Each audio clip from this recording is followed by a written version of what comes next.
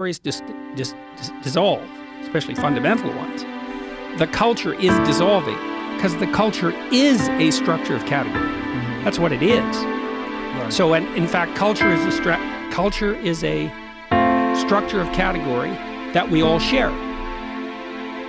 So we see things the same way. Well, that's why we can talk. I mean, not exactly the same way, because then we'd have nothing to talk about. But roughly speaking, we have a bedrock of agreement. That's the Bible, by the way.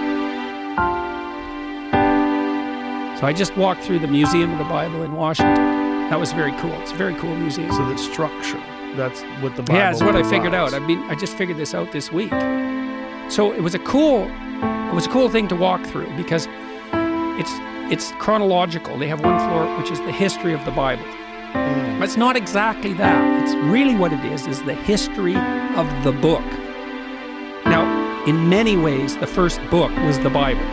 I mean, literally, because at one point there was only one book.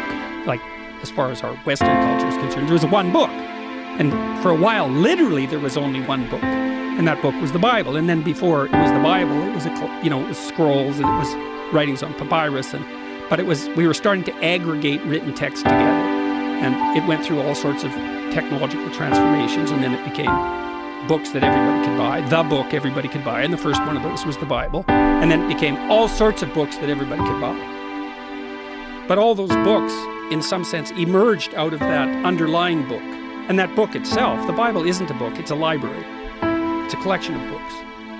And so, what I figured out was, partly because I was talking to my brother-in-law, Jim Keller, who's the world's greatest chip designer and has now designed a chip that's as powerful as the human brain, which is optimized for artificial intelligence learning, by the way. And so I talked to him about that. He said, "You heard of the internet?" I said, "Yeah, Jim, I've heard of the internet." He said, "This is way more revolutionary than that." So in any case, we were talking about meaning in text because we were talking about translation and the problem of understanding text. And Jim said, the meaning of words is coded in the relationship of the words to one another. And the postmodernists make that case, that all meaning is derived from the relationship between words. That's wrong, because, well, what about rage? That's not words. And what about moving your hand? That's not words. So it's wrong, but part of it's right, because the meaning we derive from the verbal domain is encoded in the relationship between words. So now then you think, well, let's think about the relationship between words. Well, some words are dependent on other words. Some ideas are dependent on other ideas. The more ideas are dependent on a given idea, the more fundamental that idea is. That's a definition of fundamental. So now imagine you have an aggregation of texts in a civilization.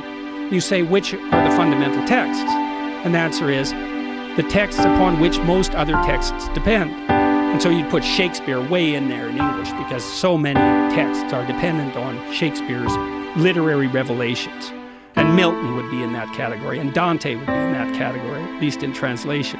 Fundamental authors, part of the Western canon, not because of the arbitrary dictates of power, but because those texts influenced more other texts. And then you think about that as a hierarchy, okay, with the Bible at its base, which is certainly the case. Now imagine that's the entire corpus of linguistic production, all things considered. Now how do you understand that? Like literally, how do you understand that? The answer is you sample it by reading and listening to stories and listening to people talk. You sample that whole domain. You build a low-resolution representation of that inside you, and then you listen and see through that. And so it isn't that the Bible is true. It's that the Bible is the precondition for the manifestation of truth, which makes it way more true than just true. It's a whole different kind of truth.